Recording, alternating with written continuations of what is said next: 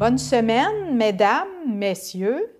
Je vous présente cette semaine à l'émission une femme, un petit bout de femme qui fait toute la différence pour certaines personnes par ses services, entre autres à l'Église Sainte-Victoire. Hélène Côté, merci d'avoir accepté mon invitation à l'émission Appel de l'Aurore.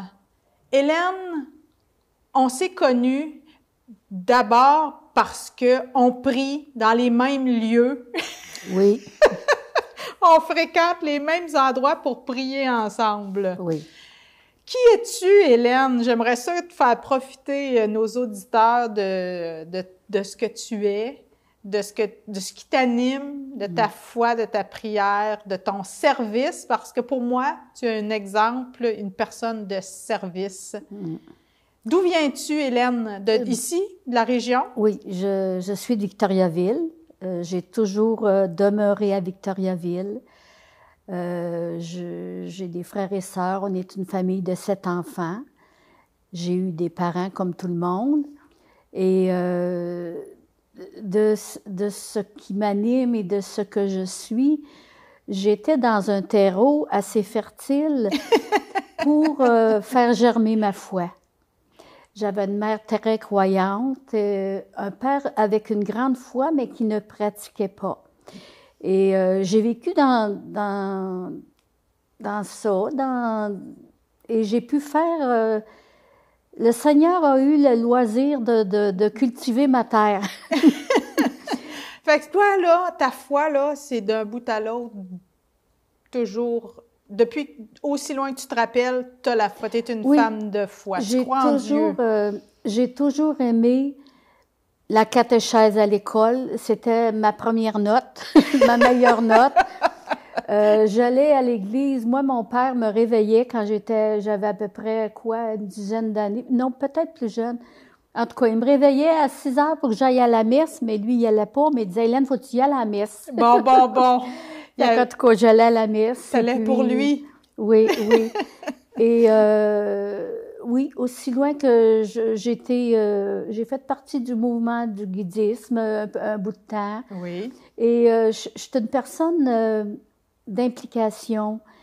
J'aime à me nourrir de communautés, de gens qui m'apportent autour, qui croient, qui me fassent grandir. Alors, de là vient aussi probablement là, que j'ai fait beaucoup d'expériences de mouvement. Oui, tu as été entre autres dans les cursilos. Oui, je suis cursilliste, dans les cursilos. J'ai aussi fait partie d'un groupe de prière assez longtemps, dans le temps, là, avec M. Bernier. Sûrement qu'il y en a qui vont reconnaître le nom. Ensuite, présentement, je fais partie de la communauté du désert. Et aussi longtemps que je me souvienne, j'ai servi en église, je ne sais pas combien d'années, mais ma mère servait déjà en église, elle.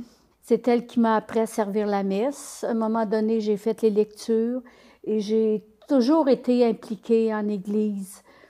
Même durant tes années de mariage, parce que là, tu étais allée à l'école, tu aimais beaucoup le catéchisme, mais à un moment donné, tu t'es mariée avec un monsieur Bouffard. Oui, c'est ça. Tu avais quel âge à ce moment-là?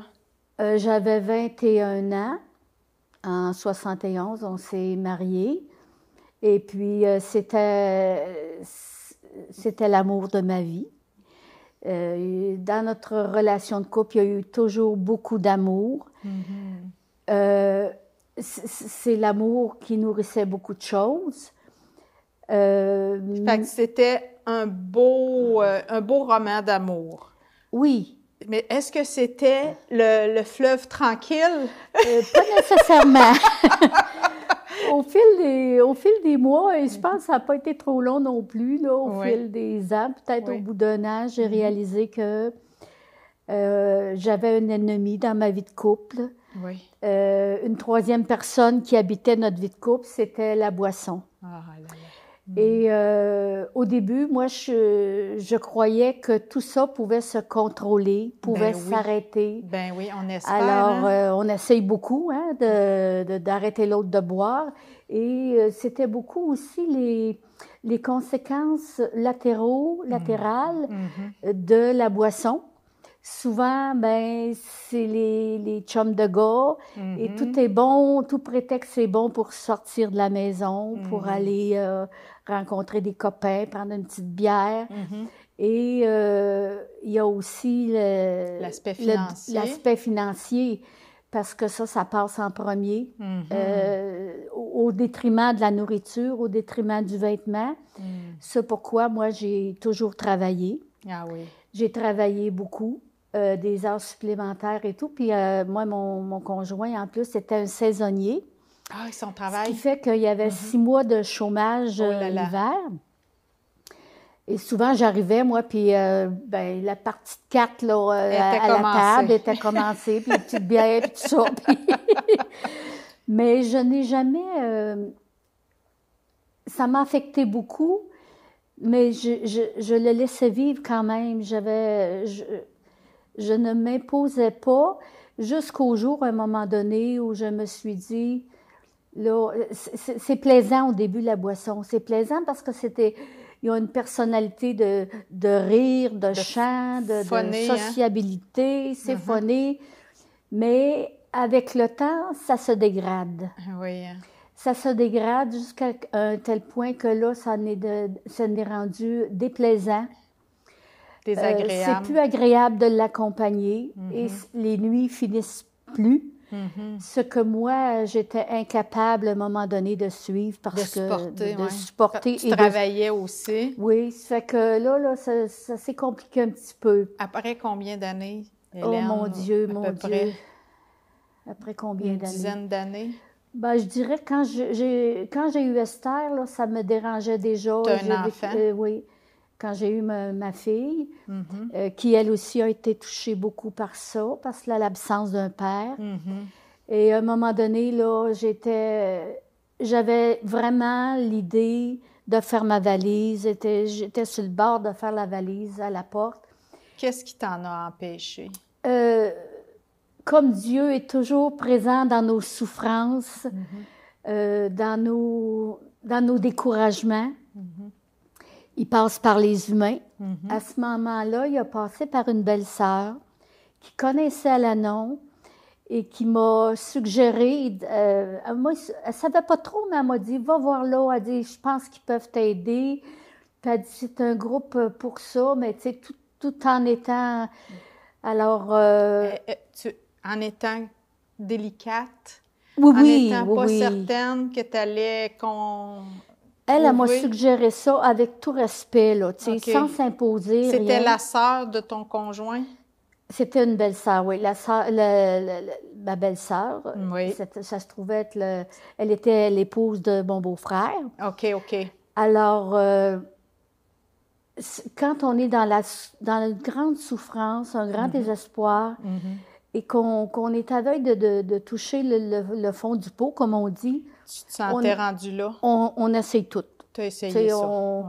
Alors, prenant mon courage à 2 mains, je me suis dit, tu vas aller voir. Et puis, à un moment donné, je suis allée voir. C'était une réunion à Lannon. J'ai été accueillie comme jamais j'ai été accueillie, ce qui, pour moi, était très important parce qu'à un moment donné, on vit une vie de couple dans la solitude. Ah oui, tu te sentais puis, il y a beaucoup de rejet, beaucoup de rejet. Alors, j'ai adhéré à l'ANON. C'est un groupe, un mouvement communautaire à but non lucratif, basé sur les 12 étapes, qui m'a permis de lâcher prise face à la consommation de boissons de mon conjoint et de focusser sur moi, sur mon cheminement, sur ma personne, de changer les choses en moi que je pouvais changer. Première des choses, de les identifier, parce que moi, je pensais que c'était lui seul qui avait tous les problèmes. C'est ça que j'ai pour mon dire, Hélène. Comment tu en viens, toi, comme épouse d'un homme alcoolique, avoir besoin du support d'un organisme, alors que selon ce que je décode ou qu'on peut penser, c'est lui qui a un problème puis qui a besoin d'aide. Bien, c'est ça. C'est sûrement... Au départ, c'est ça que je suis partie avec cette option-là. Cette idée-là. Mais j'ai vite constaté avec les réunions à l'Anon que moi aussi, j'avais des déficiences, des défauts, des traits de caractère.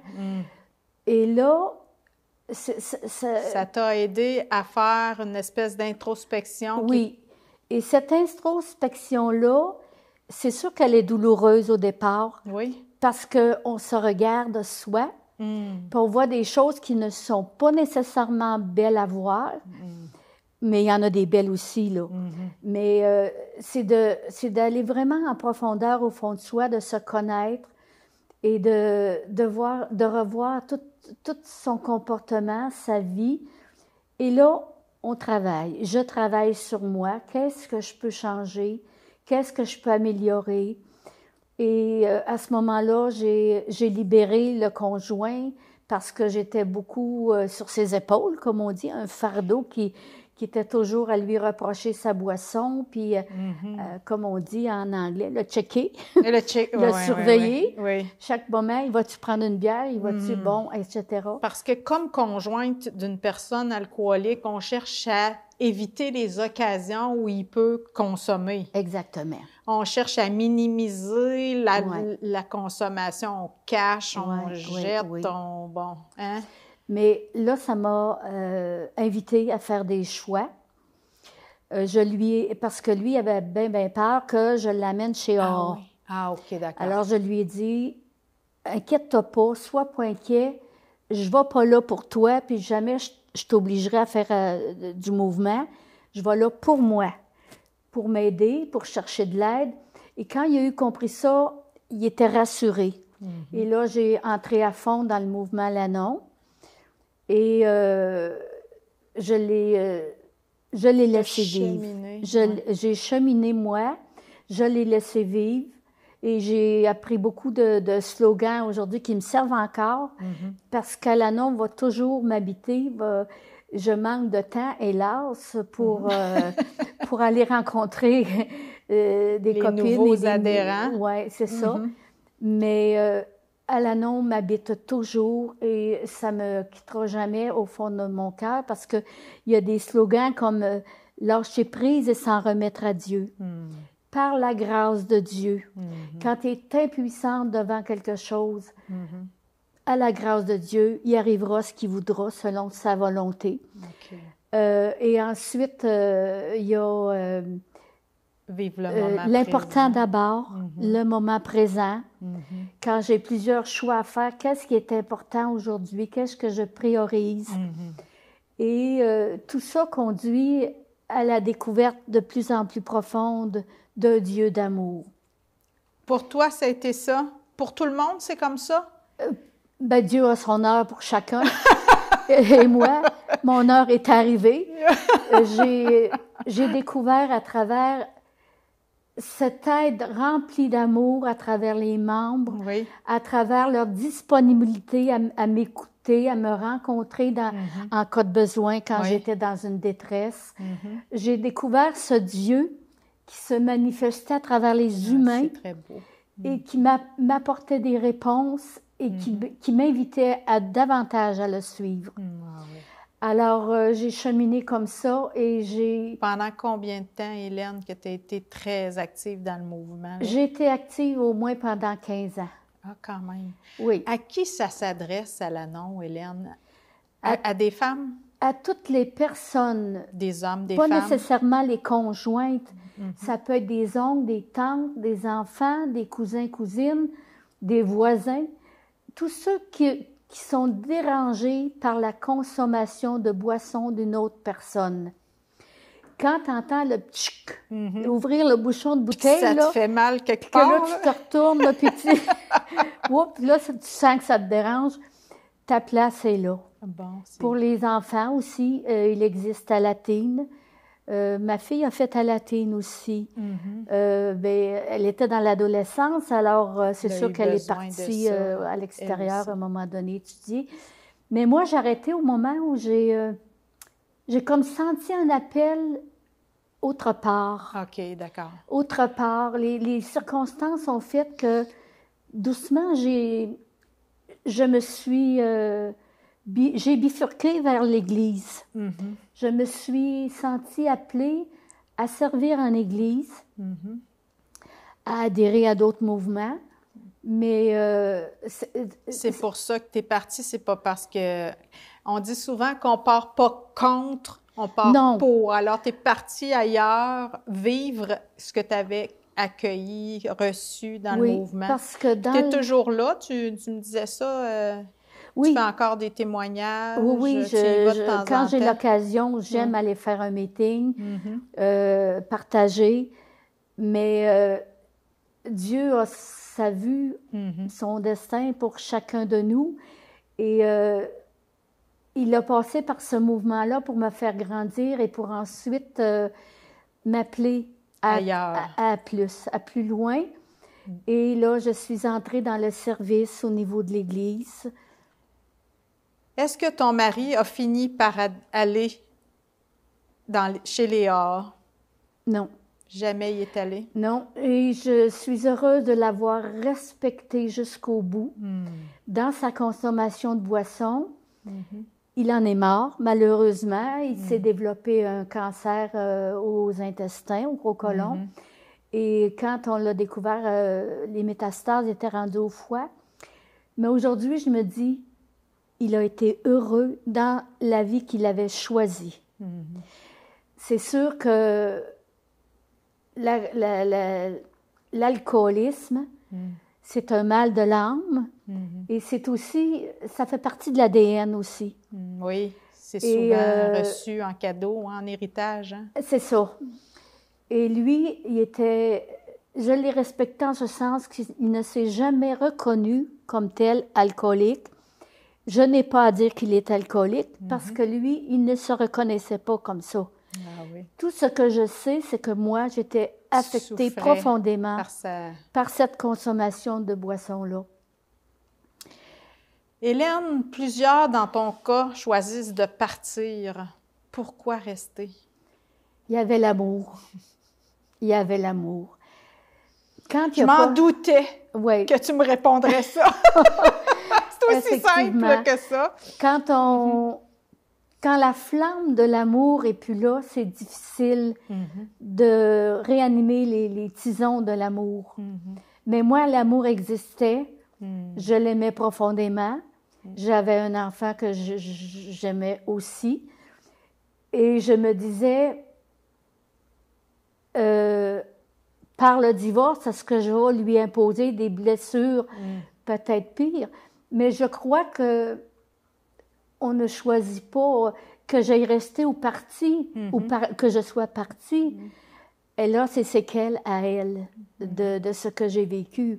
Ta fille, tu veux dire? Oui, dans le sens de l'absence d'un père. Oui, c'est ça. Il est resté des blessures chez elle Des grandes aussi. blessures qui lui ont, à un moment donné, fallu aller chercher de l'aide, elle aussi. Puis ça fait partie d'un cheminement qui est très personnel à chacun. Hein? Oui, exactement. Alors, Hélène, finalement, tu te retrouves au service de l'Église de Victoriaville, comme bénévole. Oui.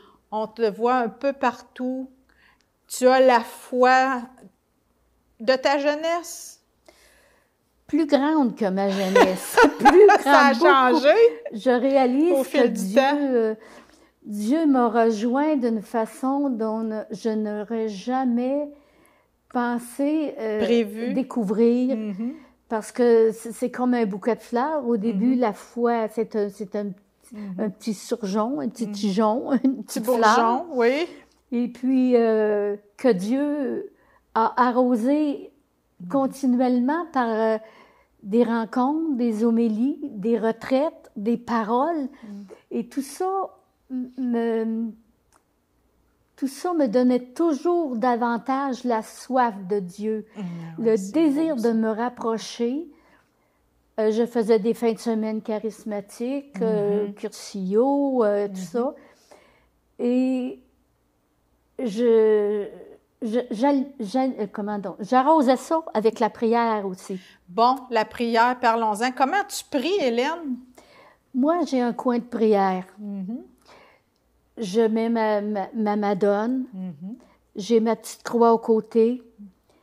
J'ai une chandelle bénite ou pas bénite, symbole de la lumière de Dieu. Mhm. Et j'ouvre la parole. Et pour prier, je ne suis pas capable de prier si je sais que dans 15 minutes, j'ai une activité. OK. Il faut que je sache que je suis disponible C'est un temps de à Dieu. disponibilité. Mhm. Je n'ai pas d'heure. J'entre en prière, ça peut être à 6 heures le matin. Et tant que j'ai quelque chose à lui dire ou à lui partager, à le laisser me parler, j'arrête pas. Je peux arrêter des fois à 10 heures l'avant-midi, 9 heures, mais comme je vous dis, ça me prend une disponibilité. J'ai pas pu prier ce matin parce qu'il sait, il me connaît. Je dis là, Seigneur, moi, je veux lire ta parole aujourd'hui avant de partir, mais je suis pas capable de brusquer Dieu, de le limiter dans le temps et de restreindre mon temps. Là, j'ai 10 minutes à te donner, là, puis après ça, c'est... non, pas capable. Pas capable. Pas capable. Oui. Il y a un texte qui t'inspire, qui t'anime, qui t'allume plus que d'autres, ou bien si c'est un ravissement chaque fois que tes yeux tombent sur la parole, sur un texte de la parole de Dieu? Chaque parole de Dieu, on dirait que anime en moi une flamme et un désir d'aller plus loin dans ce qu'il me dit. J'ai besoin d'aller chercher, d'aller lire des méditations sur le texte, de la développer, de la prier. Aujourd'hui, c'est l'ascension du Seigneur. Qui t'a touché. Qui m'a touché, la parole de l'ascension. Quand il nous dit, les apôtres lui posent la question, tu nous dis, Seigneur, pour peu de temps, je serai encore là, dans peu de temps, vous me verrez. Ils ne comprenaient pas. Et il dit aussi à ses disciples, allez par le monde entier, parce qu'ils étaient en Galilée au départ du Seigneur. Quand le Seigneur leur a fait un long discours, et ce long discours, c'est un héritage. Il nous a donné, il nous a laissé, après son départ, son Esprit Saint. Et cet Esprit Saint-là, moi, je sais qu'aujourd'hui, je ne vis pas de solitude, je ne vis pas de tristesse ou de... je devrais parler en sens contraire. Je vis... T'es seule, t'es retraitée, oui. Tu vis seule. Oui. T'as plus de conjoint. Non, exactement. Il est décédé, puis ça fait un petit bout de temps. Ça fait combien de temps? Ça fait 12 ans cet été, à l'automne, parce qu'il est mort à l'automne. Ça ne s'oublie pas comme de raison. Mais je sais qu'il m'habite. L'esprit de mon conjoint m'habite. Oui. Parce que quand Dieu, là, vous ne connaissez pas l'heure, peu de temps, bon, quand une personne part, quand elle nous quitte, elle retourne dans le sein du Père. Parce que Jésus, un jour, a dit, dans l'Évangile, c'est écrit, « Je partirai comme je suis venu. » Il n'était pas là un jour de corps. Oui. Il est venu par le corps d'une femme qui a été choisie par Dieu, son épouse, et il est parti comme il est venu. Et on va faire, nous aussi, à notre tour, un jour, ce passage-là. On verra Dieu tel qu'il est dans sa gloire et face à face. Et puisque Dieu nous habite, la personne qui est décédée nous habite. Elle est très près de nous, elle est en nos cœurs, elle est en nous. Pourquoi cherchez-vous parmi les morts celui qui est vivant? Hein? Moi, c'est comme ça que je le vois. Et je bénis le Seigneur parce que, oui, sa parole est très importante pour moi. Non seulement de la lire, de l'étudier, mais de l'appliquer dans ma vie. C'est de ce que, l'appliquer c'est dans ce ma que vie. tu fais dans quand tu rends service. Est-ce que c'est ça que tu as Oui. l'impression de faire? Oui, parce que Jésus a dit, si le grain de blé Hmm. tombé en terre ne meurt pas, il ne porte pas de fruits. Je dois mourir à moi-même, je dois m'oublier, je dois laisser tout mon corps au service de Dieu. Tu réponds oui à son invitation Oui, d'aller porter la bonne nouvelle, d'aller Oui. servir, comme Jésus, de prier. oui. Comme Comme Jésus Jésus. nous dit dans cette parole de l'Ascension, aller de par le monde, évangéliser. Évangéliser, pour moi, c'est pas seulement faire un sermon, clamer là, ce que le Seigneur a dit, puis bon, convaincre, obliger les gens à croire. Pour moi, évangéliser, c'est tout l'être. C'est un regard, c'est une attitude de sérénité, de paix. C'est un accueil, un bonjour. Ce sont dans de très petits gestes quelquefois. Apporter un petit muffin à quelqu'un qui vient de vivre un deuil. C'est plein de gestes qui peuvent évangéliser et questionner les personnes, l'entourage, sur ce qui nous anime, pourquoi elle est comme ça, qu'est-ce qui fait qu'elle se donne autant. Ce sont tous des choses comme ça. Quel est le moteur de son énergie? Hélène, merci de nous avoir partagé ton témoignage. Ça finit un peu comme c'est comme ça a commencé. C'est une invitation à faire la différence dans l'accueil. Hein? Moi, ce que je retiens de ce que tu as trouvé chez Al-Anon quand tu t'y es présenté, c'est un accueil des frères, des sœurs qui t'ont convaincu que tu avais de la valeur puis que tu étais la bienvenue. Alors, on invite tous ceux et celles qui pourraient en avoir besoin à joindre le mouvement Al-Anon. Puis on se dit à la semaine prochaine. Merci Hélène pour ton témoignage de foi C'est moi qui te remercie, et d'amour. Marie-Josée. Merci beaucoup. Merci.